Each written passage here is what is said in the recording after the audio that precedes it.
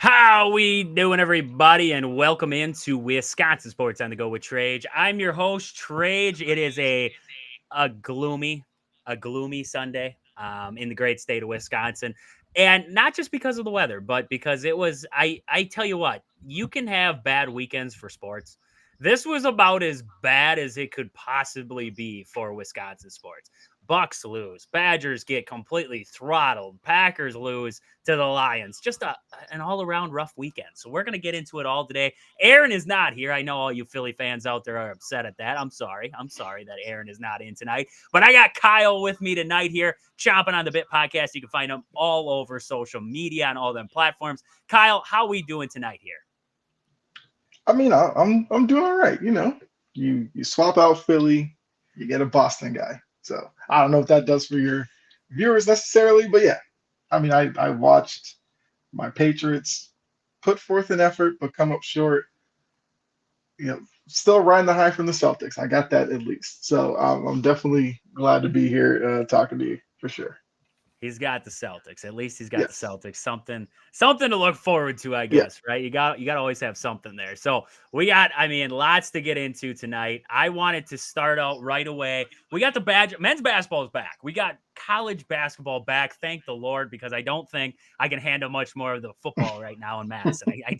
I don't think I can handle much more. So I don't know if I can handle much of this team yet in basketball, because it's a lot of unknowns, right? I mean, we lose AJ Storr, we lose Tyler Wall, we lose, Chucky Hepburn, and now you head into this season, and there's a lot of unknowns in Madison. There's a lot of unknowns. So that's something I want to dive into right away. They have this matchup coming up tomorrow here with Holy Cross. Now you're like, it's Holy Cross. They should get the win. I would hope they get the win too. But there's a lot of things I want to talk about. We haven't talked about Badger basketball yet, right? So there's a lot to know. Who's going to be in that starting five? Who do we see coming off the bench there for the Badgers? And some things that we see with this Holy Cross team that the Badgers need to avoid an upset here with Holy Cross 100%.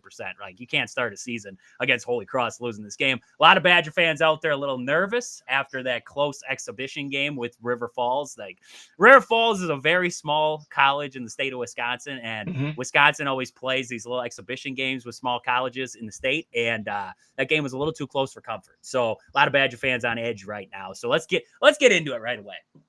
So the Badgers, we know they're returning Klesmit, right? Max Klesmit's coming back. You got Steven Crowell back. You have Nolan Winter back from last season there. Those are going to be your big guys. John Blackwell returning also. Kamari McGee's in there. Carter Gilmore, if you count him as a big returner there for the Badgers. You add in a lot of transfers. You get John Tanji from down there in Missouri. You get Xavier Amos. You get Cameron Hunter. Some new faces, some fresh faces into the room. So where do we see the starting five? Well, right now, my starting five, and what I think they're going to roll with, is the combination of Max Klesmit, John Blackwell, John Tanji, and then you're going to see Nolan Winter and Steven Crowell. Now, when you say those names, you don't have a true point guard in there. You don't have a guy who his main job is to facilitate the basketball. You have two guys in Klesmit and Blackwell who are good scorers, right? They like to score the basketball. John Tanji, he's going to be a guy that you hope can replace what you had with AJ Storr, the athleticism, the ability to get to the basket, the outside. He's a 3-level scorer. So you like that. He's got that 3-level scoring ability. Nolan Winter, you're seeing if he takes that step forward this year from last season. He was freshman last year. See if he takes that step forward. And then you have Steven Crowell, the big man, returning there. So a lot of question marks if that's going to be the starting five they roll out with. What are we going to see late game, right? Because when I watch, you watch a lot of teams out there, you got to have a late game lineup. And sometimes that varies off of what your starting lineup is. You can change it up late in a game. You might start out with this, but in late game situations, you're going to change to have a true point guard in there. I think that's kind of what the Badgers are going to roll with, is when they get into a late game situation where it's a close game or they're playing a possession game, you're going to see guys like Kamari McGee, or if like Daniel Freitag, the freshman, kind of steps forward as a true point guard. And, I know he's a point guard, right? I know he can be a great guard. But if he takes that step forward and he develops right away, if he can be that guy for you. So I'm watching early on in this season to see my players to watch. So I wrote down my players to watch in this one. John Tanji, he's got that athleticism, right? Tough word there. Tough word. He's got that athleticism that he's a wing. He's got the ability to score on all three levels. I'm interested to see how they use him and utilize his talents within this offense. If he can be that high level scorer that they lost with AJ Storr. I'm really interested in him. Max Klesmit, he's going to be in a bigger role this season, right? No Chucky Hepburn. He's got to take that step forward. What does Max Klesmit give you out there, especially not just on the offensive end, but as a defensive leader too, because he's going to be tasked with a lot of the good point guards that you're going to see out there. Steven Crowell, does he take that step forward in that post area? Last season, a lot of people said he was soft. He was about as soft as a pillow, and not one of them hard pillows. He was about as soft as a soft pillow you can find right there. Does Steven Crowell become a dominant big man, right? That's what kind of drives the Big Ten Conference is dominant big men. Look at Purdue last year with Zach Edey there. And then you had Caleb Swanigan before him there. Mm-hmm. And you had Hunter Dickinson at Michigan. You got to have a big guy that can, control the middle of the floor. So I want to see what Steven Crowell does this year. And then also that progression of John Blackwell and Nolan Winter. You talk about two guys who they showed out a little bit last season, but what do they have for that encore performance now? What are they going to show us that they took that next step to becoming some kind of star here in Madison? Those are two guys I'm watching there. And then on that bench, right? So I talked about my starting five. My sixth man, of course, probably going to be Kamari McGee. You're looking for a guard coming off the bench. So I'm looking at McGee there. And then you have Carter Gilmore, Freitag, Amos will be in there a little bit, Cameron Hunter, and then you're going to see guys like Marcus Ilvers and Jack. I believe Jack Janicki will see a little bit of time there. I don't know what his role is going to be yet, but I think he's going to see time. So who comes off of that bench and provides that scoring for the Badgers is something I'm going to be looking at this next season.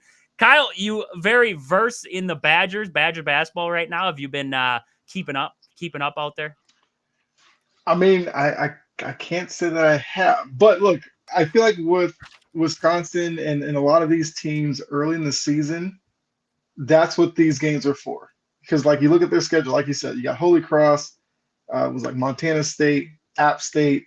Then you have a game against Arizona. So for Wisconsin, you want to make sure you have things locked down before that Arizona game. You want to know your rotation. You want to know late game situations, who you can go to. You want to know all these things. So early in the season, it may not look great every minute, but you stack your wins when you get into the Big Ten schedule and, like I said, the Arizona matchup. You got to know who your team is. And that goes for not just Wisconsin. Like I said, that goes for every big name school out there right now because they'll play a lot of teams. I know Holy Cross. I know like BC plays them every year as well.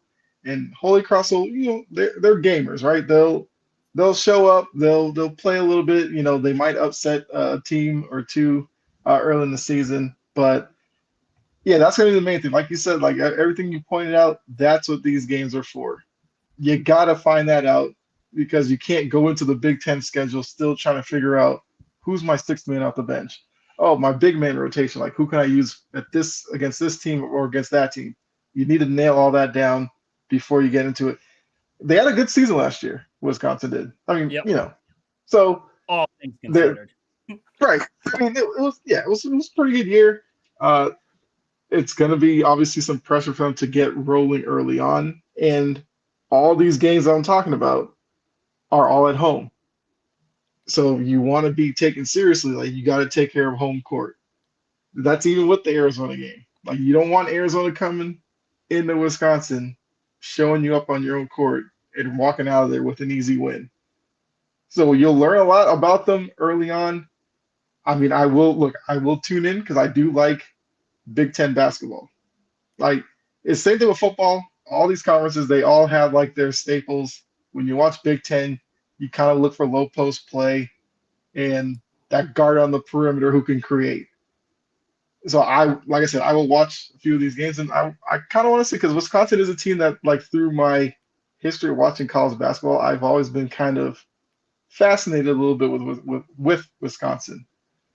I couldn't tell you why. It's just like a team that I always find myself kind of watching every once in a while. So we'll see. They used to, you watched them and it was almost like the basketball at its purest form. It wasn't, this run and gun. It wasn't, trying to beat teams with athleticism. It was more of your traditional basketball. We're going to beat you with free throws. We're going to beat you by out rebounding you, playing defense, all those little things like a Virginia Mm-hmm. and like Wisconsin was so well known for. And now we go into this exhibition game, we shoot 32 threes. So I don't even know what this Badger team's about.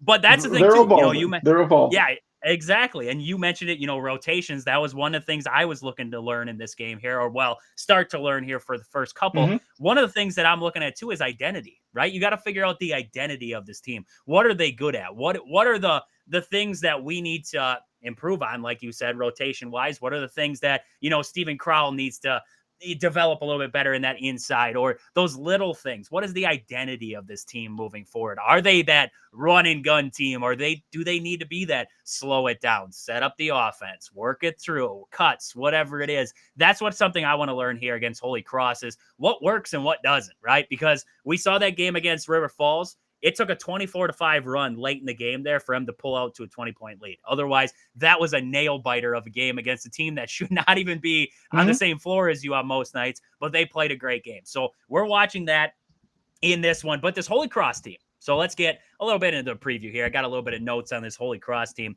They return a couple guys. They got a couple transfers in there. So one of the big guys to watch out for in this one, his name's Caleb Kenny.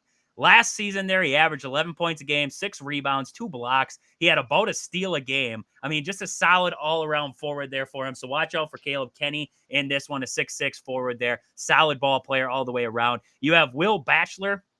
Last season, 8 a game for him. He shot 37% from downtown. Not a bad clip from downtown there. 51 for 136. Not a bad shooter. Forward Joe Nugget, he shot 40% from downtown last season. 56 for 135, I believe, 138, somewhere in there. Mm-hmm. I can't read my own handwriting sometimes, but a good three-point shooter in his own right there. DeAndre Williams, 12th in the league, in their Patriot League last season there in assists. So you're talking about a guy who facilitates a basketball, a guy to watch out for there. And then you had another guy by the guard, Singleton, one of their guards there too. Khalil Singleton, a guard for him. He shot 38% from downtown, 34 for 88. So in hindsight, what I'm saying is that in this game, the Badgers, they have set the tone early, right? You want to set the tone early. You want to show Holy Cross that you guys do not belong on the same court as we are, right? This is our court. This is home court. We're going to bully ball you. We're going to control the inside, and then we're going to work outside. So what I'm doing early, if I'm Wisconsin, is I'm setting the tone early on the inside with Steven Crowell, Nolan Winter, whoever it is, setting that tone early. Work inside out then. That's a big note for me. Work inside out. Don't start out the game by jacking up 32 threes. Let's start on the inside, work our way back outside. That's the way to win this game. Keep that ball moving. I hate it so much when I turn on Wisconsin basketball, or even the Bucks. We're going to get into the Bucks here in a minute, but it's so stagnant, right? Guys are standing around. There's no movement. I want to see the Badgers constantly moving the ball. The ball keeps zipping around. That's what you watch a lot of these big programs.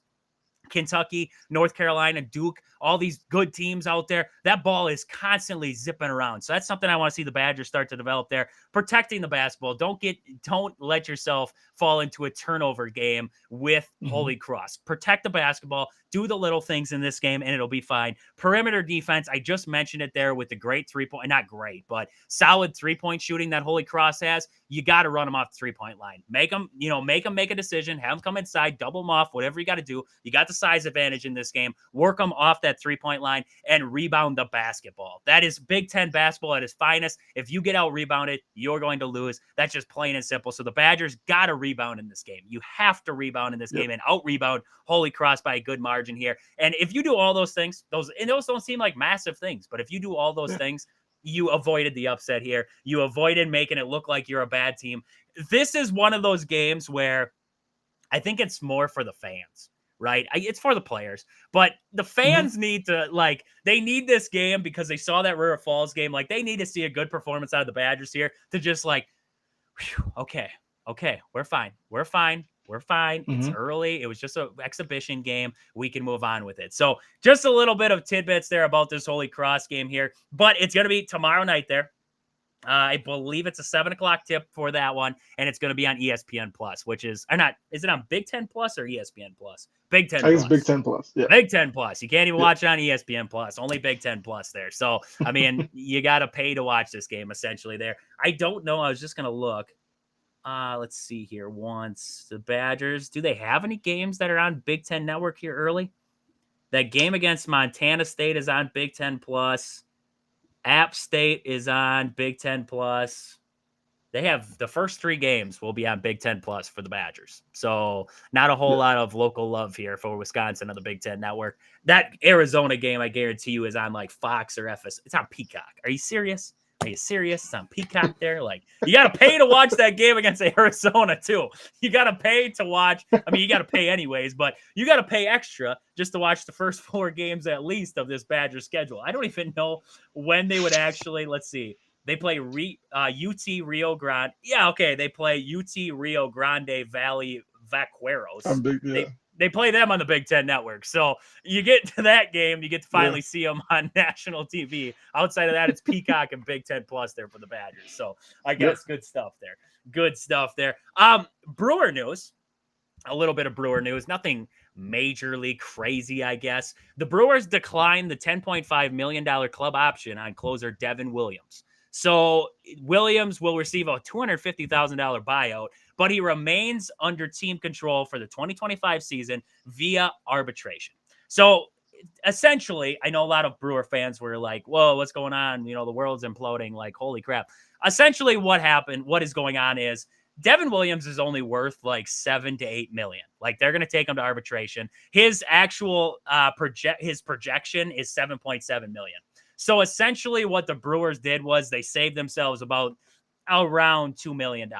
Like that's what they were working for. Now, looking at this, Devin Williams is most likely going to get traded. Like that's where we're kind of at right now. Like, will they get anything? I don't know, because you're talking about a guy with 1 year of control. I don't know if they're going to be able to flip him for anything major at this point there. But I mean, Kyle, your perspective on it, you know, they're talking, I just see the number there. They said they're going to save about 2.5 million on declining that option. Yeah, it's probably going to tick off Devin Williams a little bit there that, you know, the Brewers don't see his worth as 10.5, but the Brewers are trying to save themselves a nickel here.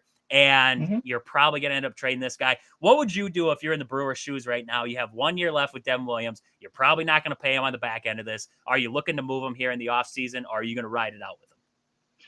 I mean, look, that's definitely one of the tough decisions a lot of these teams have to go through. I mean, the Brewers are coming off of a season where, like, you've learned a lot about the young guys that are out there, and I feel like for the front office, they're going to look at a Devin Williams who is 30 and will be 31 by the end of next season. Can they upgrade that position with a younger guy that they may have who's rising through, you know, AAA or AA? Like, do they want to open that spot up for him? If not, then like you said, the price tag for Devin Williams at 10.5 for a guy that had 14 saves last year, yeah, that probably doesn't work within their economics. Go to arbitration, you save a couple million. Who knows? Maybe that makes him more attractive to another team out there with a lower price tag. So I definitely see what Milwaukee is doing here. Look, Devin Williams may be upset by it, and I get that because if you lose the money, anybody would be upset. But that could also make him motivated.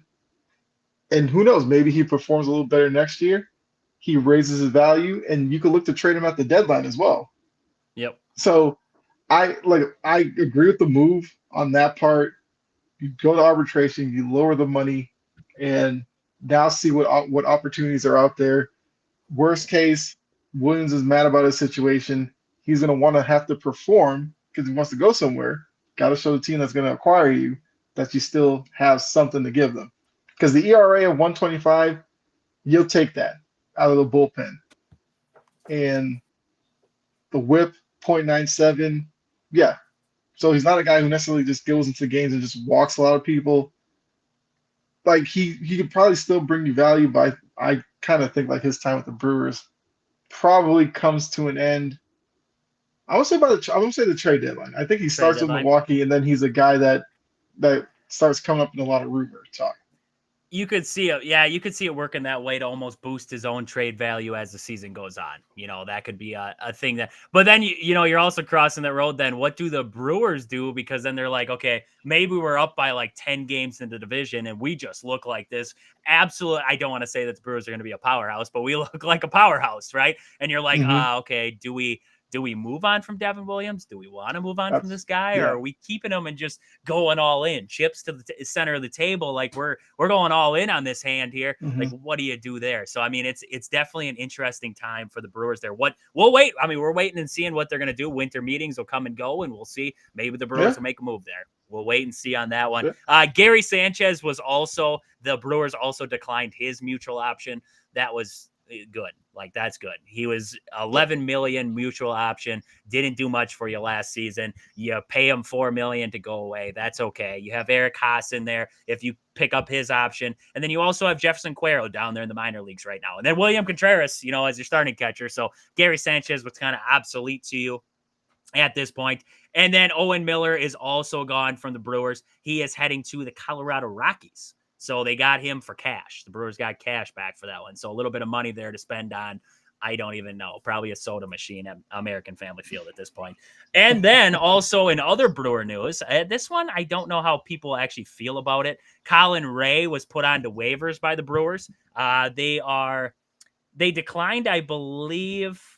He has $5.5 million club option for the upcoming season and a $1 million buyout. So they put him on waivers, see if any team would want to possibly do a trade with him for Colin Ray. I don't know if he'll get that. We'll wait and see on that one. I don't know if the Brewers pick up the option. He's getting a little bit older. They like their young talent that they have in the room. So we'll see what they decide on that end of it there with Colin Ray. The smartest one, I mean, this one was a no-brainer. $8 million club option on Freddie Peralta. That's a steal of a deal for a guy who leads the team in strikeouts basically every single year. That's a steal of a deal on that one. So some moves there for the Brewers heading forward. Jory is in the comments. She says that the Yankees, the Yankees choked. Yeah, I completely agree. The Yankees choked it away. That fifth inning was just a absolute disaster.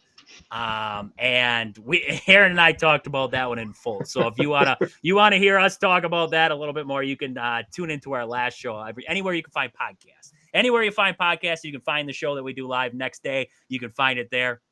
Otherwise, across the social media platforms, TikTok, Twitter, Twitch, YouTube, whatever it is, you can find it there. So, Kyle, let's talk some Bucks. This Bucks team, I mean, man, oh man, they lose a heartbreaker to the Cavs. Donovan Mitchell does them dirty there. Scores late in that one, makes it 114-113. The Bucks can't figure it out, and it's just over with there. But I'm going to be honest with you right now.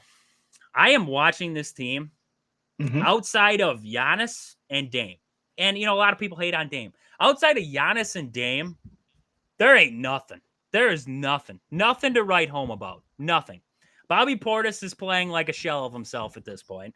Taurean Prince gives you 18 or 16 in that game, but some nights he's going to give you 0 and shoot 0 from the world. And then you got Gary Trent, who gave you 3 points on the night, but outside of that, he was 1 for 7 from 3. He was 1 for 10 from downtown. Not a great performance there. And then you have Brook Lopez, who, I mean, I was all on the train of getting rid of Brook Lopez last season, and everybody told me that we had to bring Brook Lopez back. Like, that was going to be the key to success. He's averaging 10 points a game right now. So you're supposed to be third star on this team right now, is giving you 10 points a game right now. Yep. Not great. He's not shooting the ball well. Let's see here. Percentage-wise, Brook Lopez is 29% from downtown. That's what he's good at, is shooting threes. And he's 29% from downtown. Kyle, I mean, you're a Celtics guy. You're a Celtics guy through and through. And right now I'm jealous of you because this Bucks team looks atrocious. Like, I see all these rumors about Giannis, and he's like, Giannis might leave. If I was Giannis, I would leave.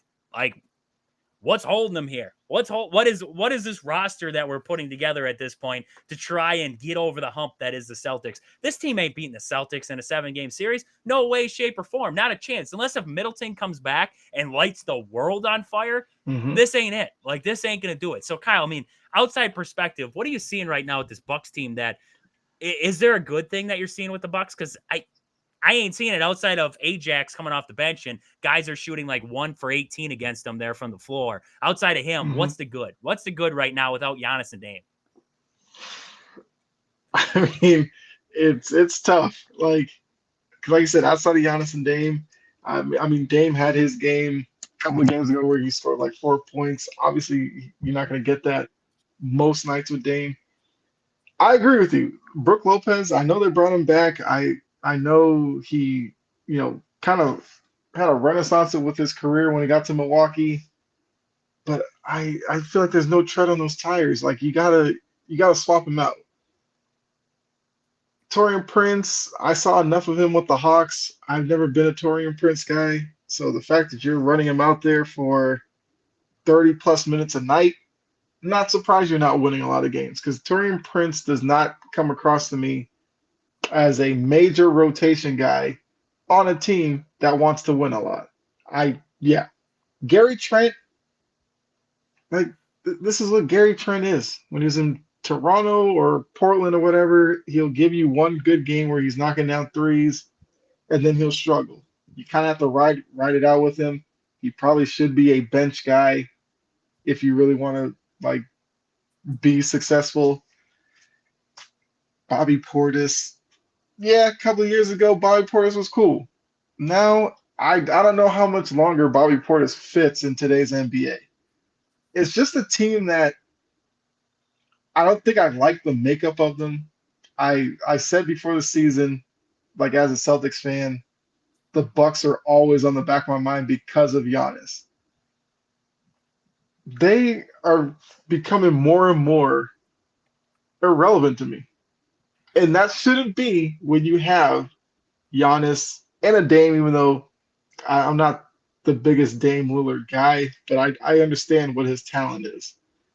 The fact that they're 1-5, and Cleveland is not a bad team in any way, but like it's a Doc Rivers kind of team. But then that's kind of my issue with Doc Rivers. Like 6 games in, you don't want to panic and overreact, but just looking at this roster, like you have to change something. DeLon Wright's getting almost 20 minutes. Like, what's DeLon Wright in 2024?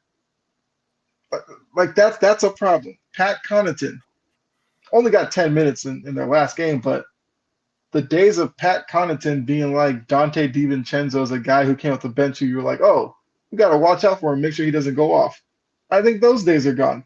This is like a team that's stuck in what these guys were a couple of years ago and are acting like they're not ready to move on from them because maybe they're afraid of – I don't even know what they're afraid of at this point because, yeah, a lot of these guys I would move on from. DeLon Wrights, Connaughtons, Brooke, Gary Trent, I'd rather throw young guys in those spots in the rotation and live with it. Because we're going to go down with a sinking ship with these guys playing meaningful minutes. But like you said, what is Giannis's motivation to want to kill himself every night, having to score like 35, grab like 20 rebounds just to be competitive with a Cleveland team? Yep. Like that's no way that no superstar wants to have to do that game in and game out for 82 games because a lot of them won't be able to survive and play in June. They'll be worn down by then. So this is a team that needs to look in the mirror and start overhauling. Give picks. I don't care. Like give some of these guys away for second round picks. I don't care. Just move them out. Force Doc's hand to play young players because we know he's stubborn when it comes to young guys. That's going to be their best bet. You alluded to it there, and I've said it for a while, but nobody would ever take me seriously on it. The draft for the Milwaukee Bucks. Last season, you get AJ Johnson, Tyler Smith. We don't know anything about those guys yet. They barely played. We don't know anything about those guys. Mm-hmm. But you look before that, Chris Livingston, he's in the G League. Marjan Beachcamp doesn't play. Isaiah Todd, no idea. Isaiah Todd's not even relevant to us. RJ Hampton, gone. Jordan Nora, gone. Kevin Porter, gone. Dante DiVincenzo, gone. DJ Wilson, nothing. Thornwell, nothing. Thon Maker, nothing. Malcolm Brogdon, had good years, but gone. Patrick McCaw, nothing. Rashad Vaughn, nothing. Norman Powell, nothing. Jabari Parker, nothing. Damian Gillis, nothing. Johnny O'Brien, nothing. Lamar Patterson, nothing. Here you go. Giannis Antetokounmpo. There's your one good pick. There's your one good pick. Let's look before that. Ricky Leto, nothing. John Henson, nothing. Doran Lamb, nothing. Jimmer Fredette. I thought Jimmer was going to be a dog, if I'm going to be honest with you, but nothing. John Lure from Wisconsin, nothing. There isn't, I mean, I'm looking through this draft. Look at the Celtics draft. Look at the Celtics draft. Jason Tatum, Jaylen Brown. Did they draft Derek White? I don't even know. Did they draft Derek No, they White? didn't. They didn't draft Derek. They drafted Peyton Pritchard. Peyton Pritchard, something. Those are guys, I mean, you're talking about a superstar, and a very good role player that can shoot the lights out of a building, as we saw. Where's your difference coming? I know you're like, throw the youth in there. I think we have some good youth on this team, but do we have Jason Tatum's on this team? Do we have Jaylen Brown's on this team? You can't tell me that, yes, okay, I can forgive like 4 to 5 years, but we just went all the way back to 2013, even further back to 2010. And your best pick, and it was a fantastic, I mean, an outstanding pick in Giannis, right? But outside of that, nothing. You have got nothing from the draft. So now you're so reliant on, we got to make trades. We got to find these guys. We got to go out and get these guys. You can't live like that. You can't just constantly be hoping to God that, like you said, Bobby Portis continues to give you what he was 2 years ago, and Pat Connaughton somehow turns into or redevelops into a good corner three shooter, and you get good play out of this guy, and you get good play, and this guy turns his career around. You can't just hope. You can't just throw these guys together and just hope and pray. Like, it is just, I mean, I don't want to say Horst is the problem.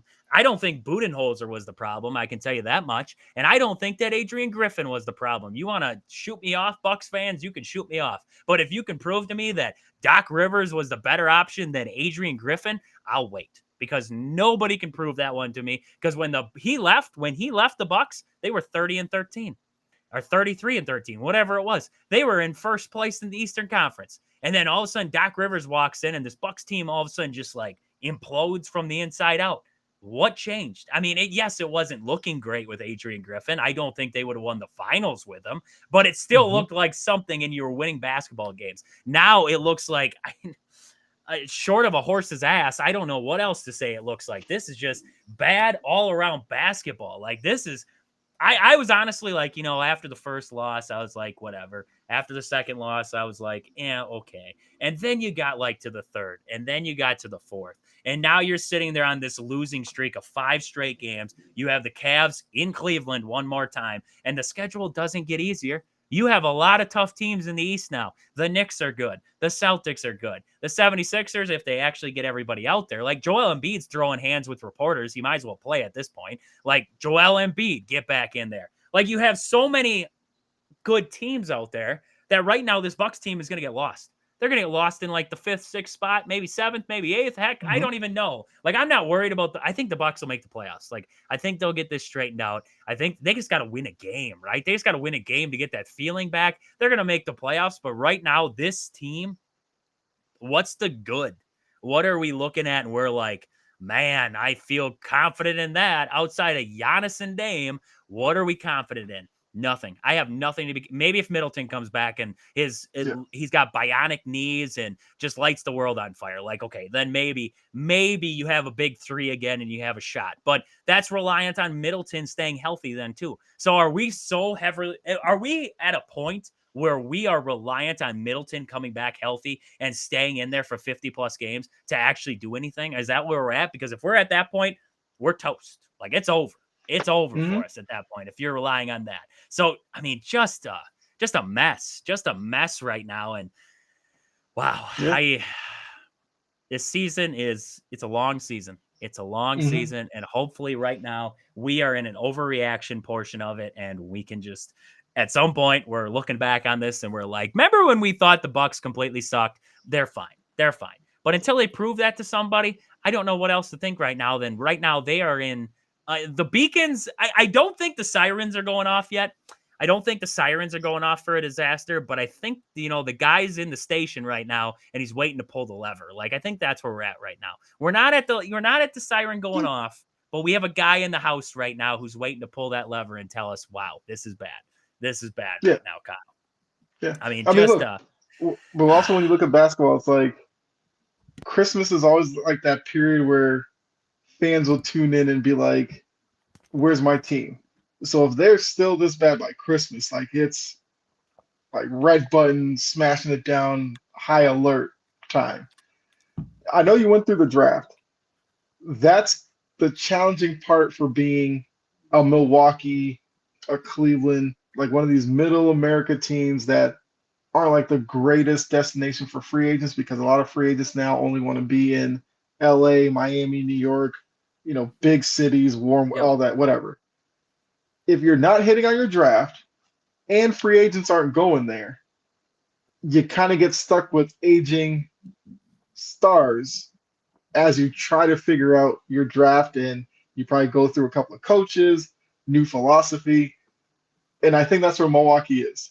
The past few drafts of them not getting anybody who could contribute, now you're seeing it while bringing in a coach that loves veteran laden teams. So unless you convince some team that maybe has an aging vet that wants out and are willing to take a chance on some of these unproven young players that Milwaukee has, this is kind of what you're going to be stuck with.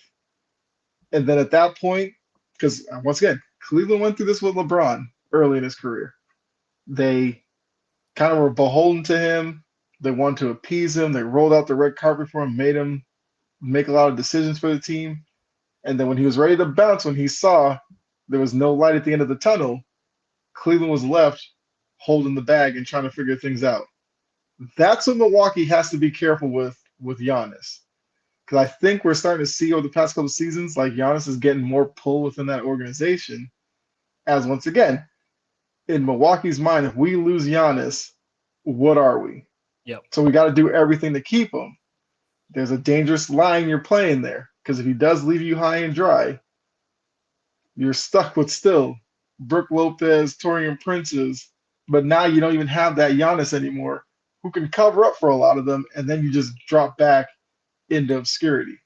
So that's what Milwaukee has to worry about in the future, needs to start operating now.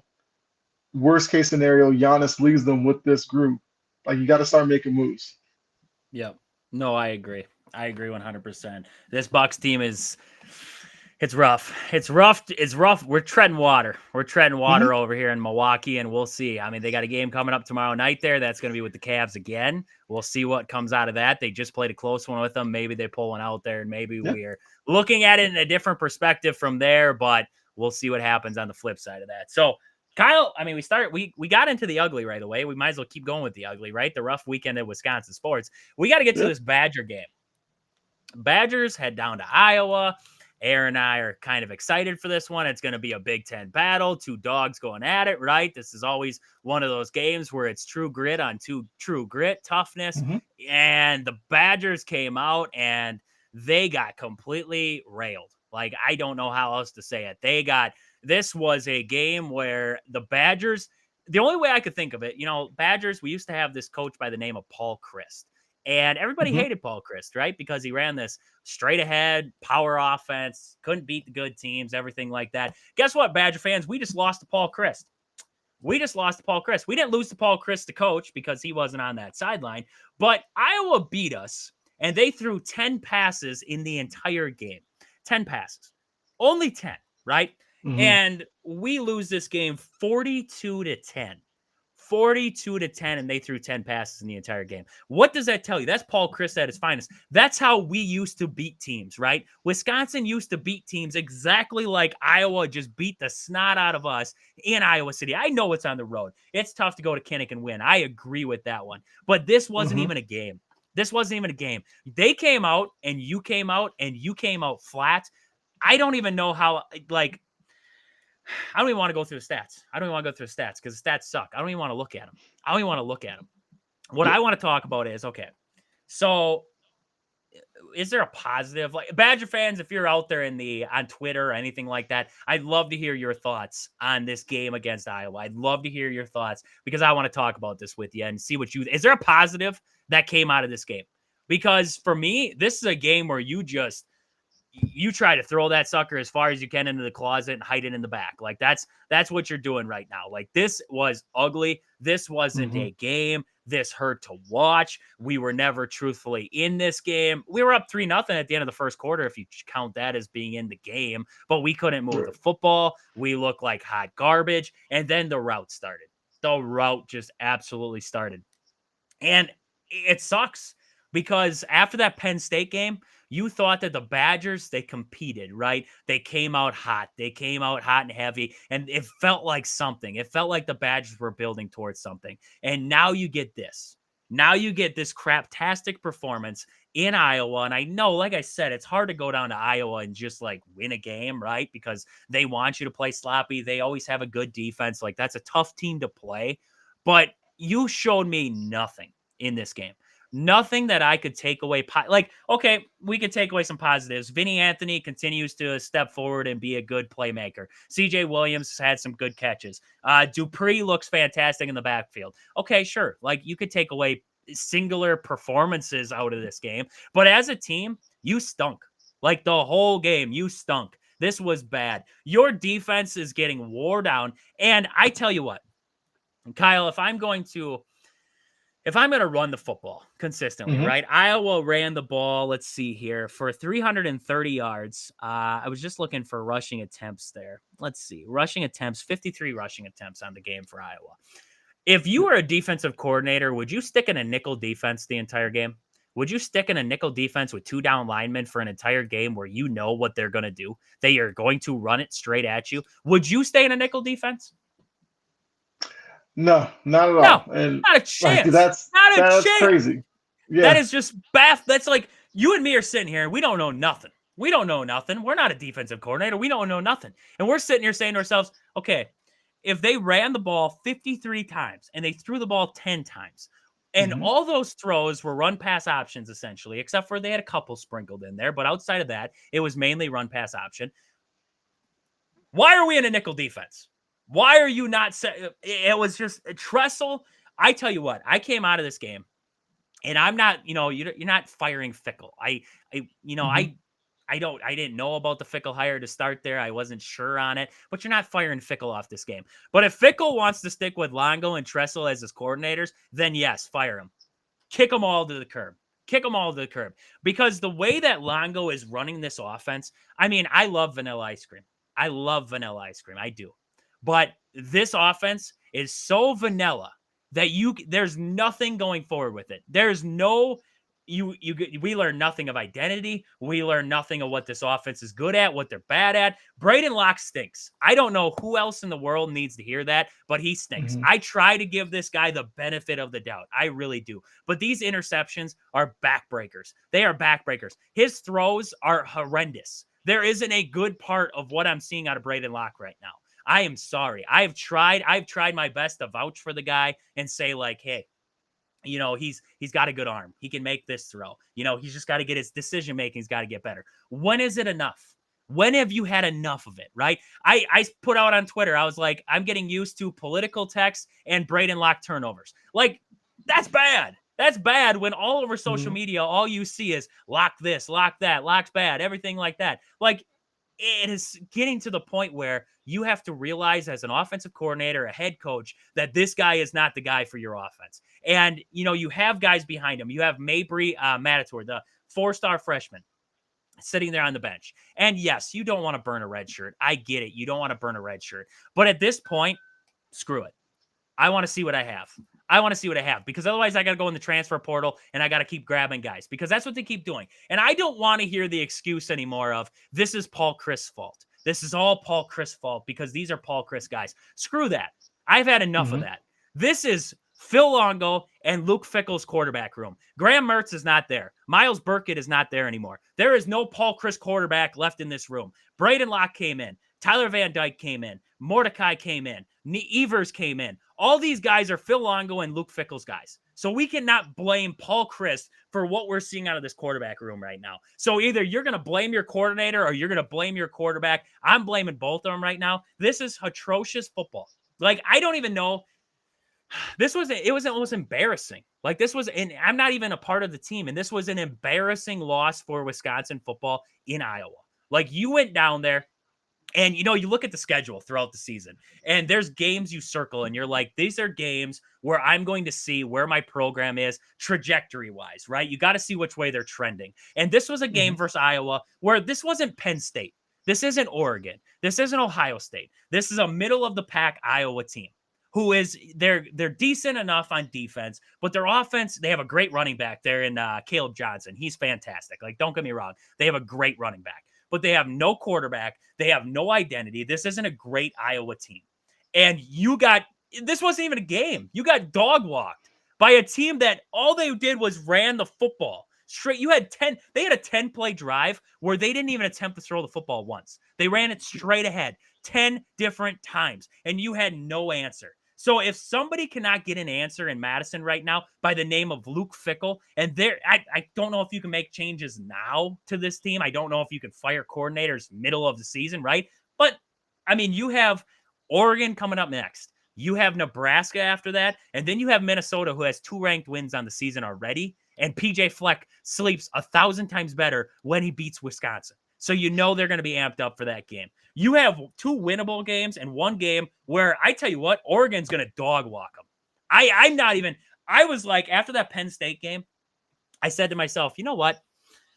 I think Wisconsin could battle with Oregon for a little bit, and then Oregon's Mhm. just going to be too overpowering for them, and they're just going to dog walk them at the end of it. I'm going to tell you what, if this game is 77-0, and when it's all said and done, I would be like, yep, that's what I expected. Like, that's what I'm getting from the vibes of this Madison team right now. Kyle, did you have Yeah. any time to watch this game, Iowa, Wisconsin? You have any time to watch that game there? I mean, Yeah. you're shaking your head. Yeah, you're like, Yeah. this was bad. I want to talk about it. Tell me, what did you think coming out of that game? Well, you hit on a couple of points. Like, it's one thing to lose Ohio State or whatever. When you're Wisconsin and you're going up against Iowa, that's like where you measure yourself in the Big Ten. You're kind of fighting for that second tier to be the best in that group. So that's the first thing. Second thing, it's not like Iowa hasn't shown that all they want to do is run the ball. They just beat, was it Northwestern the week before, running for like 250 yards. They beat Washington, I think, a couple of weeks before that, running for like 230. So it's clear going into the matchup, the key is stop Iowa running the ball and force them to throw, and you have a better opportunity. So the fact that you went up against Iowa, like you said, it was in Iowa, tough place, get that. But you can't let them run for 330 on the ground against you. Like at a certain point, pride, scheme, like everything has to come into play, and you just go, look, we might be down. I don't know, let's say you're like down 21-0 or something. It's like they're just running the ball at us. Let's stop them here. I don't care if they throw it over the top and beat us on like a 70-yard bomb. Fine. But we're not going to sit here and continue to watch you just take the snap, turn around, hand it off, and beat us that way. There was no change. Because, like you said, it was 3-0 at the end of the first quarter. Fine. Second quarter, Iowa wins that one 14-0. The third quarter, they win that 14-0. And then they win the fourth quarter 14-7. So once they got rolling, you couldn't stop them while, like you said, sticking in nickel defense, which once again, even if you just took it to Madden, like if you play against somebody who just wanted to run the ball, you're not going to stay in nickel all day. You'd switch to a 3-4. Hey, maybe go 4-3, or if you have the right playbook, toss in a 5-2 just to show them, like, I see what you're trying to do. I'm not going to just let you do it. Let's see what you do now. That's, I think, the most discouraging part is just letting a team run the ball down your throat. Because now that comes into question: is Wisconsin a soft team? Is the coaching staff just stubborn and didn't want to change anything? Like now that brings up other questions that fans are looking at it like, are we lucky to be 5-4? Are we going to be lucky to make a bowl game? You don't want that. Like Yep. you want to look at this and it would be like, I mean, look, before the game I was thinking Iowa, Wisconsin, probably be low scoring because that's usually how both teams like to play. But 42-10 was not what I was expecting. And like time of possession, they lose that 33-26. That tells you a team in Iowa that wasn't really worried about anything you could do defensively against them. Yep. And that's a problem. If you're, like I said, because if you're Wisconsin, you're supposed to be battling with your Iowas and I guess normally would be like Indiana, even though Indiana's playing really well, or Illinois. Like those teams are always usually fighting to see can we be that fourth or whatever team in the Big Ten? Because we know who the top three will be. But can one of us just climb out from this group and be that team? It's just like Wisconsin clearly isn't it this year. Yep.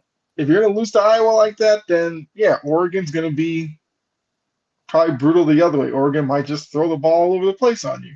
Yep. And now you'll be sitting at 5-5, and now you're gonna have kids like a couple of weeks ago looked like we were destined to be a bowl team. We might not even be a bowl team anymore. And now the whole season is a complete failure. Yep. So we'll see how. And look, the line was 3. It was Iowa -3 was the line going into the game. So look, they're gonna have to really have a looking at each other and be like, who are we? How do we bounce back from this? Because this is the type of loss when you lose like that can linger for a few weeks. Yep. No, 100%. That's demoralizing, especially with the bye week this week. Like that is a demoralizing loss right there. And that's, looking at each other. That's what Luke Fickell said after the game. He said, there's nothing that stings more than this. A lot of guys, myself included, first and foremost, they're going to have to take a self-check and look in the mirror and really self-evaluate where they are and what they are willing to do moving forward. This was kind of the worst nightmare to be overtaken, mishandled, and dominated, especially in the second half. I mean, dude, you got outcoached. Like, we're talking about this defense with the nickel defense. You have safeties playing 15 yards back like they're about to air it out. I would have said, screw it. I would have sent it out. I would have sent the house. And I would have said, if you beat me through the air, sure. Like, walk with it. But you went into this game and you knew what Iowa wanted to do. They don't want to throw the football. They have a second string guy in there at this point. Sullivan is not even their starter. And you have a second stringer in there who can't throw the football consistently, right? That's not what Iowa wants to do. Mm-hmm. Shut them down in the run game. Go all out. Like you said, I don't care if you got to throw a 5-2 defense at them. Whatever you have to do to shut down what they want to do, which is control the ground game. You did nothing about that. 330 yards on the ground. They were averaging 6 yards a carry. 6 yards a carry. That is terrible. That is pitiful. Mm-hmm. Your defensive front stinks, and we know that. We knew that heading into this one, but they stink. Like, we know that now. You have a linebacker core but you have a whole defense that's put into a bad situation, honestly. With running a nickel defense against a high-powered running offense, you were just expecting this. You were asking for it. This is just bad all-around football, and exactly like Luke Fickell said there, and what he needs to do first is take a look in the mirror, because like you said, and like I'm saying right now, they were outcoached, they were outplayed, they were outmanned, they were undisciplined. They didn't do anything in this game to show us, hey, Wisconsin football is back on the map. I don't know if this is like a gut check to tell us that this program has a long way to go under Luke Fickell before they're back to like a powerhouse or like at least a considerable team when it comes to Big Ten rankings, but they have a long way to go. They have a long way to go, because this is a game where, yes, we've said it a million times. It's hard to go down to Kinnick and win a game down in Iowa. Like, that's tough. It's a night game. Iowa's a good defensive team. They like to, if this would have ended up 28-14, it's fine. Like, you move on with life. Like, you get over it. But this was 42-10. And the only reason why you scored 7 points, I don't even count that last touchdown. It was in garbage time. They didn't mean jack dilly squat to anybody in the room, right? And you knew Iowa was running up that score when it was a 4th and 2, and they were already up 35-10 at that point, and they went for it and they housed it. Like, you knew at that point Iowa's running up the score. They want to let everybody know Iowa's for real. We're not pushed around, and Wisconsin stinks. Like, that is what they came into this game with, a better mentality, more physicality, and everything else than Wisconsin did in this one. I don't know if Wisconsin I don't know if they lost all hope after the game against Penn State or what it was, but they came into this game flat and it looked atrocious. And it is just, I I'm sitting here like, is this program truly like after that Penn State game, you rattle off that 3-game win streak, and then you had that Penn State game, and you lose. But it felt like to me, this program's trending in the right direction, right? And you felt good. Now you get this game and it's like, okay, where are we trending towards? Like, are we actually trending in the right direction? Or did Penn State just really play that bad of a game when they came to Madison? And, what was the difference there? So, Yeah. I mean, man, oh man, I come out of this game and this was bad. This was a bad one. And I mean, we're going to talk about it more. We're going to be on Wednesday. Wednesday, we're going to talk more about it on the show here. So we're going to dive more into this game. We're going to talk about what needs to happen going into this bye week and a little bit more about the Badgers. So we want to get into it more as the week goes on there. But let's look at the college football slate of the weekend here real quick, because there was a couple of good games out there. Let's see here. The big one, right? Ohio State and Penn State. 20-13 was the final score there. Any thoughts, reactions coming? I saw James Franklin get into a yelling match with the fans out there. The Penn State fans were a little upset with James Franklin there after he loses another one to Ryan Day and Ohio State. But I mean, this is kind of what I expected Wisconsin, Iowa to be. Was this kind of like a dog fight, more of a defensive game more than anything. Aller didn't have his greatest performance, 12 for 20 with an interception. Howard had a pretty good day, 16 for 24, 2 touchdowns, 1 interception. He had that pick 6, which wasn't great on his part there. But any reaction coming out of that one, Ohio State and Penn State there? I mean, look, I like to joke with Aaron a lot about being a James Franklin fan. I honestly did not know James Franklin was that hated at Penn State. Like, He is. I get it. Like, you lose to Ryan Day again the same way when Ryan Day was losing to Jim Harbaugh. Like, that was something that, like, no matter what your season was doing, like, that was the game that people looked at. But I mean, Penn State, you're 7-1. You're still highly ranked. It's no longer a 14 playoff anymore. Like, you have a shot at a playoff spot. It's not like you got blown out by Ohio State. Like you said, it's 20-13. But that was like the one thing I took from it. Like, the man's walking down the tunnel and they're all yelling, "Fire James Franklin." You lost one game so far. I thought like Aaron just didn't like him because, I thought he was like in the minority. Yep. Especially this year, you were 7-0, you were 3rd ranked. You lost to the 4th ranked team. Not like you lost to some unranked opponent. But then I was just watching, I was like, this guy's like universally hated at this college. Like, how does he still work there? Like, how has he not just walked in one day and was like, I can't do this anymore. I gotta go somewhere. Like, that's crazy to me. So now it's like, this is kind of the same in Wisconsin. How do they bounce back? Because it's easy to be a good team and be real confident in yourself when you're 7-0. But now you lost to Ohio State. Now you got students and everything wondering like, was the 3rd ranking too high? Are they really that good? Is Ohio State that good? And you just lost to a really good team by a touchdown. Or does it kind of fall out from here? And you go, well, now they're 6th ranked, but you go from like 6th ranked to missing the playoff. Like, that would be the nail in the coffin for James Franklin. But look, you got Washington coming up next. Washington hasn't had that great of a season. You got Purdue, you got Minnesota, you got Maryland.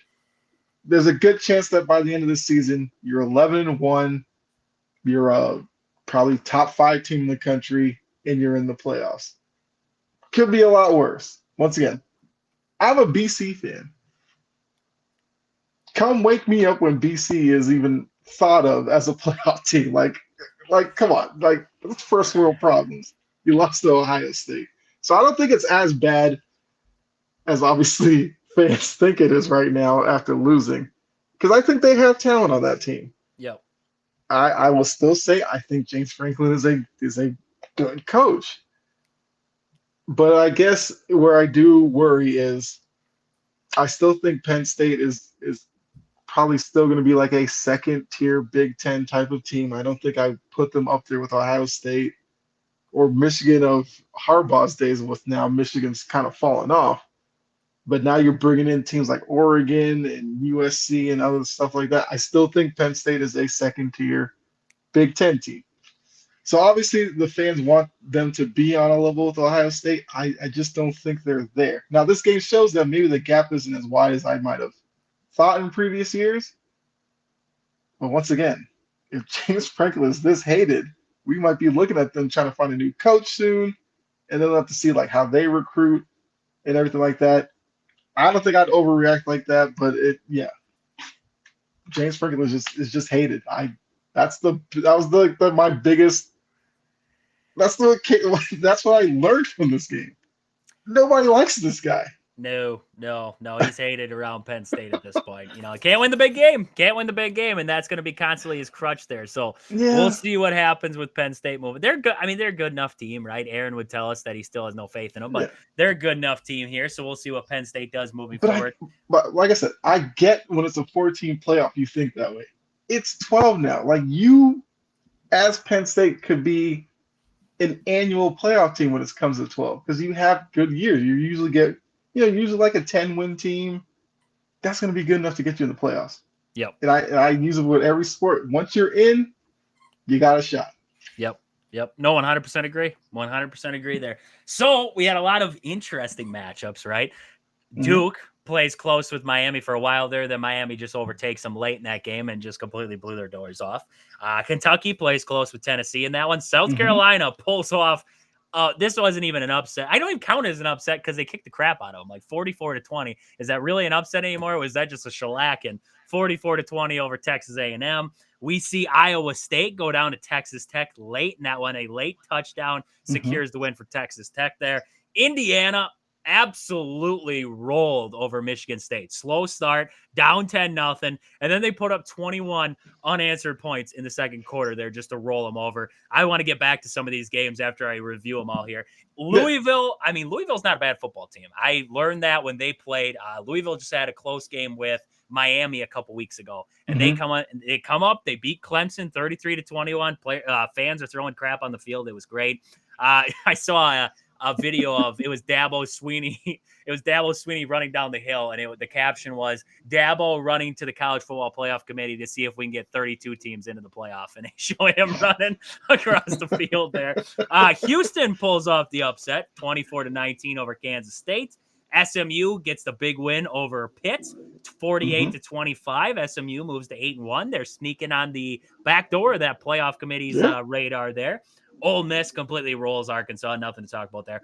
Army moves to 8-0, 20-3 over Air Force. Air Force, not a very good football program. And Army now moves to 8-0, so you love that. And then Minnesota, another ranked win, like I mentioned earlier, 25-17 over Illinois there. So, I mean, any game throughout those that kind of stuck out to you? I mean, the Texas A&M one for sure, because I did not see that one coming. Like, that was a shellacking of all kinds there. But any other games that stuck out to you there?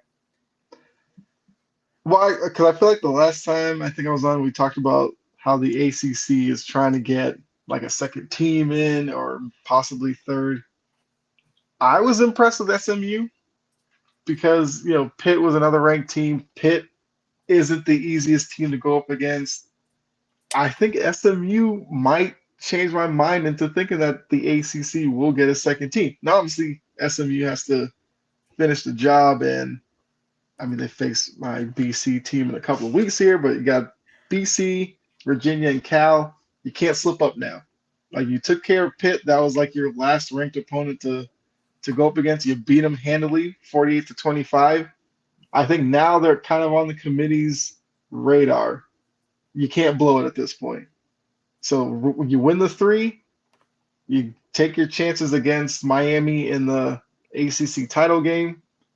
Miami is a good team. Cam Ward looks like a Heisman hopeful, so that's going to be a tough game for you. But can you keep it close, even like a close loss? I think SMU. I think I'll say it. I think SMU is a playoff team. I like that. Bold take there. And, the Big Ten might beat themselves out of it because if Indiana goes undefeated, they beat Ohio State. There's 2 losses on Ohio State's resume now behind. Indiana. I can't wait for that game. I'll be honest with you. Indiana against Ohio State. That is I I don't care about the defense. I mean, Indiana's got a good defense, but that offense is absolutely lighting the world on fire. Like 47 points in that game. You throw for 263 yards through the air, 4 touchdowns if you're Rourke in that game there. That offense is high octane. Holy crap. The job of Kurt Sangetti to turn that program around from what they were, a basketball school with no hope in football, to now this team's the 13th ranked team in the country. I was just going to check that. They've had to have moved up. Yes. Indiana's now 8. Crazy. Number 8 team in the country. Like, you almost say that Wisconsin and Indiana flip-flopped what they were as programs. Like, there's been years where Wisconsin was up there, and now all of a sudden Indiana comes in, and Wisconsin's, like, forgotten about. We're now Indiana. So, great. We're now the Indianas of the world. That's fantastic. That's just fantastic. You got to love that. Don't look past Michigan. I think that's the worry if you're Indiana. You're 8th ranked. Everybody's singing your praises.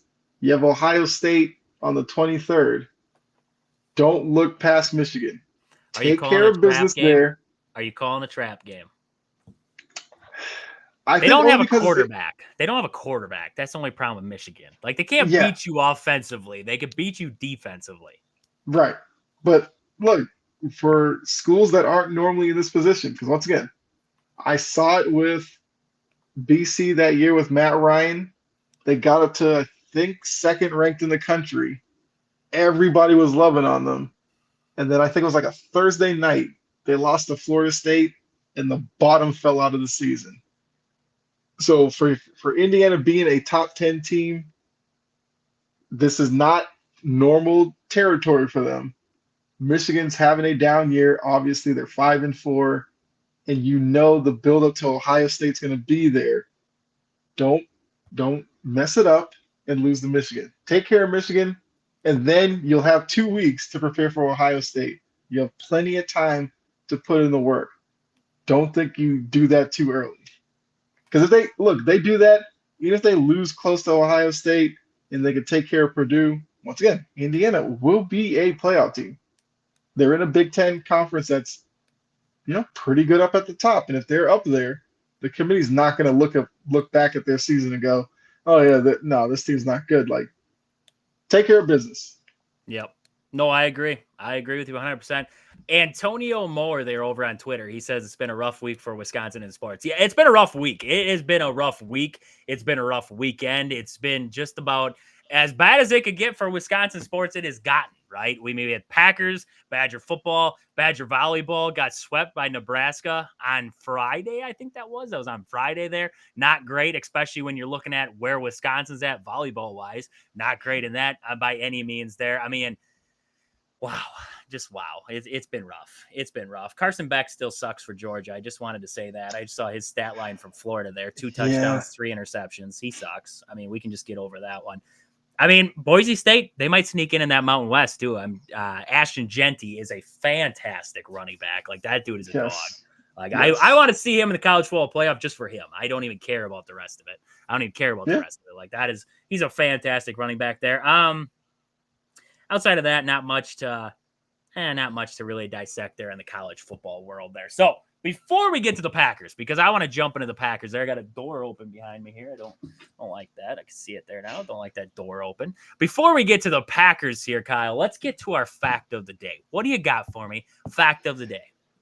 Okay, here we go. Like I said, new role for him. Stay easy on normally this is Aaron's thing. Yeah, he usually does that. Hey, I'm ready for it. Let's see. All right, so here we go. Going back to the year 1964, November 3rd, the date when the first Buffalo Wings were created. Up in Buffalo, New York, owner of the Anchor Bar. And now you can't even watch a sporting event without having some wings near you. So you can look back on this day in 1964 and say, that's where every sports fan's gut got a little bit bigger. It was because of Teresa Bellissimo of the Anchor Bar in Buffalo, New York. That was a fantastic fact of the day right there. Like, I'm not gonna lie, that was fantastic. Aaron usually has to ask me first. He's like, should I is it going to be, do you want a gruesome one or I'm like, dude, why would I want a gruesome one? Like, let's just relax. I don't want a gruesome one in there. Let's get a Yeah. good one. Let's get one that's not going to scare me to go to bed. Like, come on. Nothing goes with sports like buffalo wings, so it seemed like the perfect one.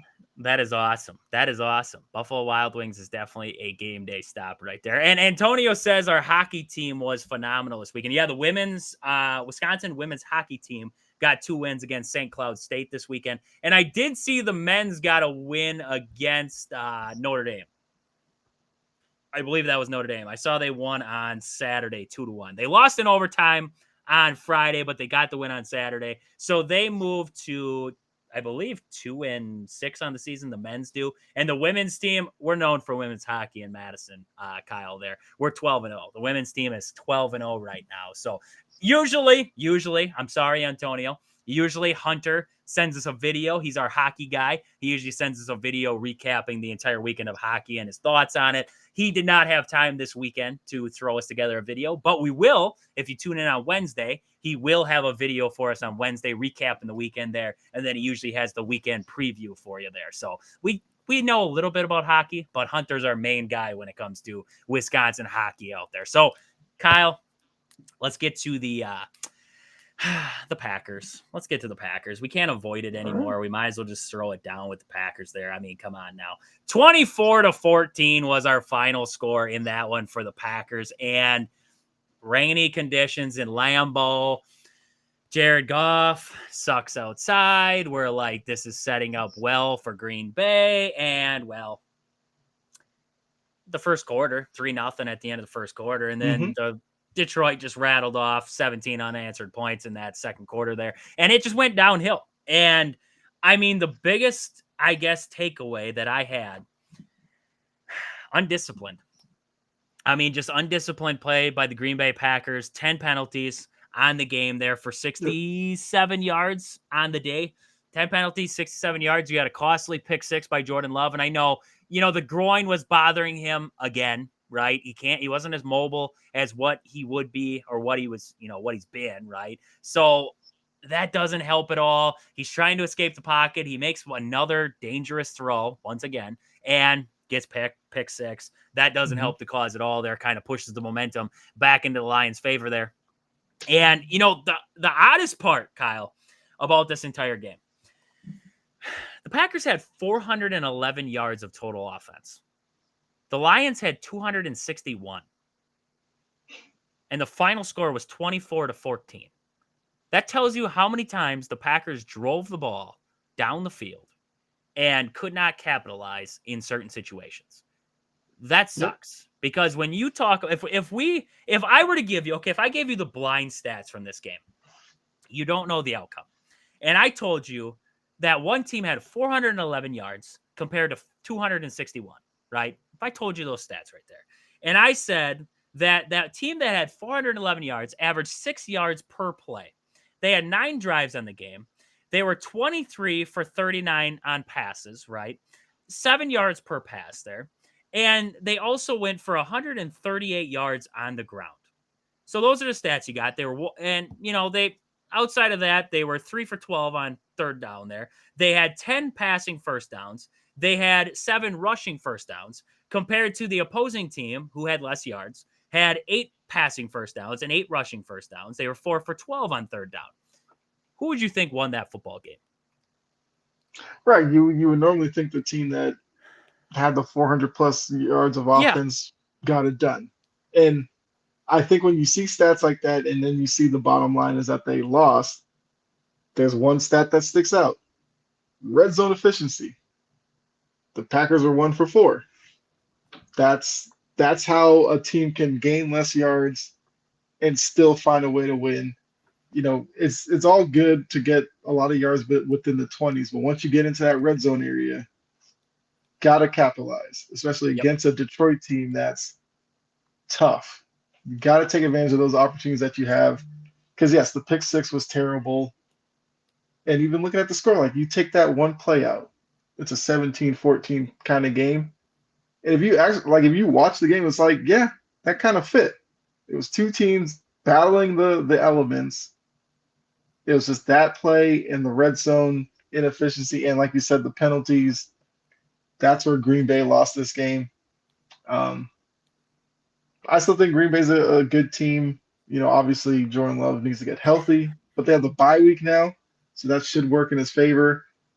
But it just shows that Detroit, like the hype is real with Detroit. Yep. Like they're not a 7-1 team by a fluke. Like this is a legit good team. And the worst part for me coming out of this game was it wasn't like the Packers. If the Packers played to full strength, if they played to the ability and they avoided the undisciplined, false starts, the pre-snap penalties, if they grow up essentially as a team, right? They grow up a little bit. It's like you're talking about a bunch of kids right now, right? That's not what we're making it seem, but it's undisciplined football at this point.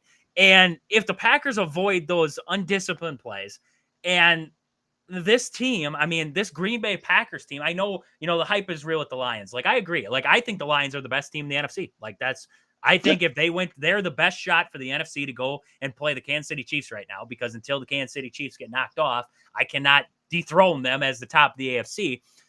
I can't solidly say that the Packers are this much worse than the Lions, right? Mm-hmm. This is a good Packers team. Like, don't be wrong. This is a good Packers team. Now, what I learned about the Packers is when Jair Alexander isn't there, we don't have a cornerback to fall back on. Keyshawn Nixon is I like Keyshawn Nixon.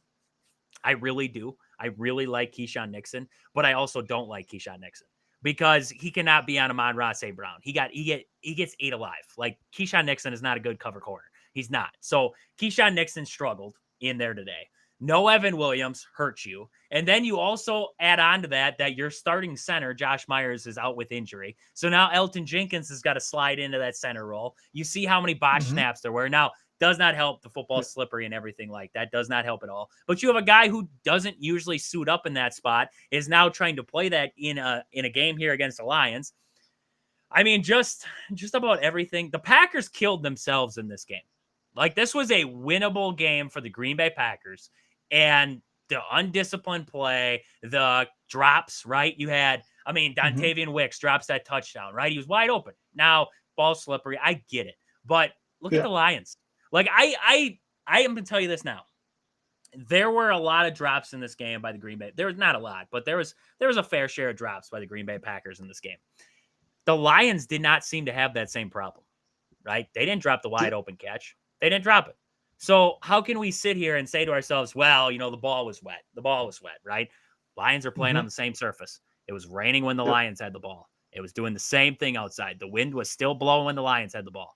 Why was it different for the Green Bay Packers in this one? Why was it different? It comes with a different kind of focus. It comes with a different kind of, keeping your eye on the ball, whatever it is for a Dontavian Wicks to try and haul in a pass, right? That was a wide open, nobody in the area code pass for Dontavian Wicks. He catches that. We're talking about a different ball. I mean, we're talking, they scored a touchdown earlier than that, right? So now it's 21 points right there instead of 14 or whatever it would have been at that point. And now we're talking about a Brandon McManus field goal being the difference in a game, right? Because he missed one early on. Now it's like we all know, kicking's not easy. When it's raining, it's definitely not easy at all to kick a football. But you're talking about a Brandon McManus missed field goal as your difference in this one. The Packers did not play a good game of football here. Like, I'm going to be honest with you. They did not play a good it felt better when you look at the stats than what it was, right? The Packers did not play to their full potential in this game. And that definitely hurts. It definitely hurts because you're heading into a bye week right now. You're heading into a bye week. And what is your... it's not like it's a demoralizing loss, but you realize how close you were and you played this much ugly football to the point where you lost the game because of it now. So now it's a gut check. Now you're going into a bye week with a gut check. You're like, okay, I'm on the offensive line. I got to figure out these snaps, right? I got to figure out all this pre-snap stuff here. Understanding the cadences, understanding this, right? You're jumping offside, you're false starting, all these false starts. It's all these little things for the Green Bay Packers that constantly come back to bite them, especially in the biggest moments, right? Against the Detroit Lions. You had a drive where Brian Branch got tossed out. He got ejected from this game. You got 15 yards off of that. Then he gets ejected. And then you get another 15 yards because he flips the double bird, and you can't find a way to capitalize on that drive. Yeah. That's bad. That's bad. You got it. Like, I mean, you said it perfectly there. I read the stats off to you and you said, the difference was the red zone. We talked about it in the preview show. We said, you got to find a way to score in the red zone. You got to find a way to convert on third downs. 3 for 12 on third down. That's not great. Now 2 for 3 on fourth down. Not bad, right? You take that any day of the week and twice on Sunday. But I mean, 3 for 12 on third down. That's pitiful. That's bad. I mean, that's bad. You can't win a game against the Detroit Lions with the outside statistics that we're talking about, like the penalties, you lost the turnover battle, right? Yes, one turnover, you're going to have a turnover, I guess, but 1 turnover to nothing. Jared Goff, you're talking about, the ball is slippery. Jared Goff went 18 for 22 for 145 yards and a touchdown. Like, he was clean. He was clean with that ball. Jordan Love, 1 interceptions, 23 for 39. There's your difference. 1 interception was your difference in this one. And it sucks, but this is the gut check. This is the reality check that I think the Green Bay Packers needed to show them this is where the Lions are. This is where we are. We have the ability to get up to them. We have that capability. This is a good, talented wide receiver room. They have talent on that defense. They have a good coach. They have a good coordinator. They have a decent enough offensive line. You got Josh Jacobs. You have a good quarterback in Jordan Love, right? You have a good quarterback in Jordan Love. You just got to find a way to cut out the crap in between and put together a collective football game, because this game was ugly for the Lions. This wasn't a great game by the Lions. I don't think Dan Campbell, yes, they love to beat the Packers, right? Amon-Ra St. Brown needs to learn that Green Bay is spelled with Green Bay, not all put together. Like, let's figure out how to put together a sweatshirt there. But, Dan Campbell's not walking in the locker room and saying, boys, nice game. We played a complete clean game today. Like, there was nothing wrong. Like, we have nothing to look at that we need to fix. He's definitely walking into there telling them that kind of stuff. They played an ugly game and won, right? They played an ugly game and won in the rain, on the road. And you're looking at the Packers and you're saying, you played a decent game on offense, right? 411 yards. That's a good game on offense. But look at the efficiencies. Look, when you got down to the nitty gritty, what needed to happen, and you didn't make it happen. So, it's a gut check, right? This has got to be that gut check time where you're going into the bye week. You come off with the Bears. You got to come off with a different kind of mentality going into that game. Yeah. I think if you're Green Bay, you look at this. I think if you're a Packers fan, you look at this game and say, if we get to January, NFC title game, and it's Lions-Packers, I could see that. And I also think for the players, you got to look at this and say, we lost by 10 to a really good team. Now we know what to expect. I don't care what the conditions are. Jared Goff is going to play within himself. Dan Campbell and that coaching staff's not going to expose him to his weaknesses. So a lot of the plays were very quick, short, passing routes, get into the hands of the guys that can make plays after the catch. Jared Goff's always going to be super efficient. That's who he is. That's what he's been. So when you play teams that are disciplined, don't make too many mistakes, yes, 1 interception can be the difference. 10 penalties or something that can be the difference. But the good thing is, when it comes to penalties, that's something that you can do better with by just being more focused. And that's why I'm like, if I'm looking at these two teams and I'm looking at the NFC, I could come out of this saying a healthy Jordan Love, these two might be the 2 best teams in the NFC right now. And that's with me having like a lot of love for Washington and what they have going right now. But like I said, if this was an NFC title game in a couple of months, I would not be surprised of it, and I would be expecting a really good competitive game. I feel like that's a takeaway, even with the bad loss, that you should probably take from this as a Packers fan. Completely agree with you there. There's got to be some positives come away, but there's also the gut check, like you mentioned there a little bit, and like I was saying, this is gut check time. You come out of the bye week, and the discipline. It's just, you get back to playing disciplined football, you feel better, right? You just feel better there. So just all great stuff there. We're gonna get more into the Packers. As you know, when we get on this live show on Wednesday, we're going to talk more about the Packers heading into the bye week, everything like that. We're going to get more into them there. We'll talk about the rest of the NFL there. But Kyle, I got news across the board here. I got news across the board. So I want to Okay. get into that for the last couple minutes here. We're going to run until about an hour 30 here, like about where we want to stop. The Gold Glove winners were announced by the MLB. Okay. So I wanted to get into that because some exciting news for the Milwaukee Brewers. We see our boy from Milwaukee get in there. Bryce Terang is a Gold Glove winner at second base. You love that. You love Nice. that. About Yeah. time. They got it right. They gave me something. They gave Mhm. me something there. And I believe, if I'm not mistaken, I wanted to see one more here. Sal Frelick from the Milwaukee Brewers wins a Gold Glove. He wins a Gold Glove. Hallelujah. Like, thank you. Thank you, MLB, for giving me Yeah. something with that one. Sal had 16 defensive runs saved on the season, which was most in the NL by a right fielder, and only trailed Abreu from, I believe he's from the AL there. Let's see. Is Abreu? That's Red Sox Wilyer Abreu? I think so. He actually only... I think Abreu had 17. I was just going to scroll up and see because he must have been... Yep. Wilyer Abreu from the Red Sox had 17 defensive runs saved, and Sal Frelick had 16. So that's impressive. Those are two impressive guys right there. So the Red Sox, there you go. Wilyer Abreu gets on there. Let's see here. Patrick Bailey from the Giants won the catcher. Christian Walker at first base. Bryce Terang at second. Tovar at shortstop there. Was Tovar really that good? 10 defensive runs saved. Not bad. Not bad, I guess. Trying to see if I saw anybody else on here of note. Chris Sale won the Gold Glove for the Braves. Chris Sale was your Gold Glove winner for the Braves. He had a really good season. I know. I hate that the Braves were knocked out so early because he was pitching well. They had some good pitching going on. This was a Braves team. Well, I was excited for Chris Sale to finally be put back on a map there.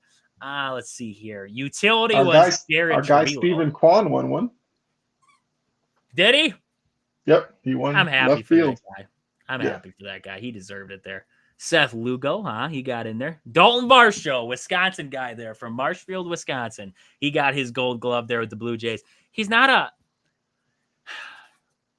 a great bat, but heck of a defender. And he's got some power in there. So you love that. Dalton Varsho getting out there. A little bit of a Wisconsin fella, huh? I didn't know Alex Bregman had that good of a year for the Astros. I don't think a lot of people do. No. He won the third base. He had 6 defensive runs saved. He combined throughout from 2020 to 2023, he had a combined 4 defensive runs saved compared to his 6 from last season. That's wild. That's a wild stat right there. Bobby Witt wins the shortstop. Jimenez from the Guardians won second base. Carlos Santana wins first base. Cal Raleigh wins it in the American League for catchers. Wow. That was Interesting one there. Interesting one.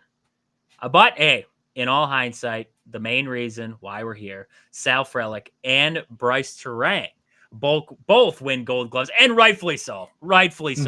I am honestly kind of, I want to say I'm peeved off, but who won the center field? Brendan Doyle? Yeah. Second straight Gold Glove for Brendan Doyle. I want to see how many defensive runs saved that Blake Perkins had for the Brewers. Yeah.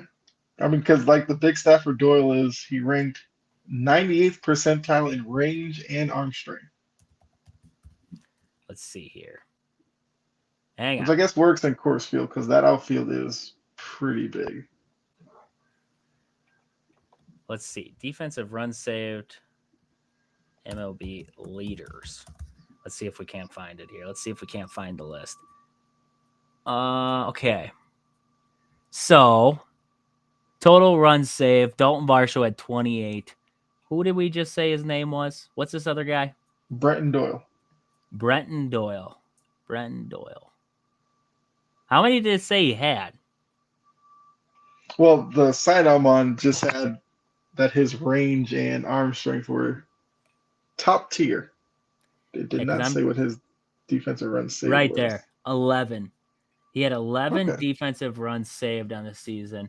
Now I'd have to find Blake Perkins. This is a lot of dudes to look through here. Where is Blake Perkins on this list? Jackson Churio had 12 on the season. Okay. Perkins. Blake Perkins, 8. Whatever. Just shut up. Shut up.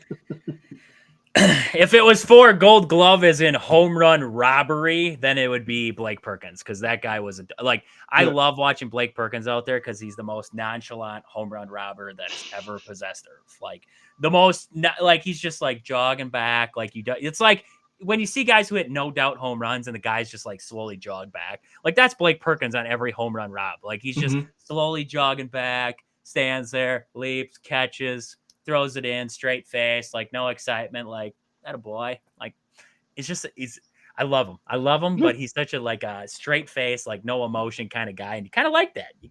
There. Yeah. So, in all hindsight, headline: Bryce Terang, Sal Frelick win some Gold Gloves, win some hardware. You gotta love that. Milwaukee Brewers get knocked out in the first round of the playoffs, but we got some hardware coming home, so that's good. That's good there. So, Kyle, anything else we got to wrap it up? We're at an hour 30. Anything else we got to wrap it up for the day here? I mean, no, it's a good show. I mean, look, you just talk about Gold Gloves. I didn't see any Yankees on there. I'm sure in that fifth inning they wish they had a Gold Glove type of player because that's where it all fell apart. That would be the ultimate shot. Is like if Aaron Judge won a Gold Glove after they just got. Oh my! I don't think he actually had an error. Did he have an error all That season? was his first error.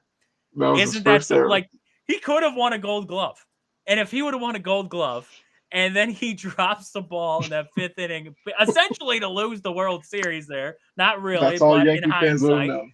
Yeah. That would have been hilarious. Like that would have been one last shot to the kneecaps of the Yankee fans out there. And I'd been here for it. I'd have been here for it. You got to love that one. Oh, absolutely. Man. So we got a Monday night game coming up tomorrow night. Buccaneers Chiefs. We got the Badgers men's basketball back in action tomorrow night against Holy Cross there on Big Ten Plus. We're going to be talking about kind of like recapping that game on Wednesday on the show here. We'll talk about Badgers Holy Cross. We'll talk about the NFL slate. We'll talk about a little bit more Packers, a little bit more Badgers, because we know both those teams had gut checks and the Badgers a little bit more than anybody. And we're going to have to know more about that come Wednesday here on the show. So with that, you can find Kyle anywhere you get podcasts.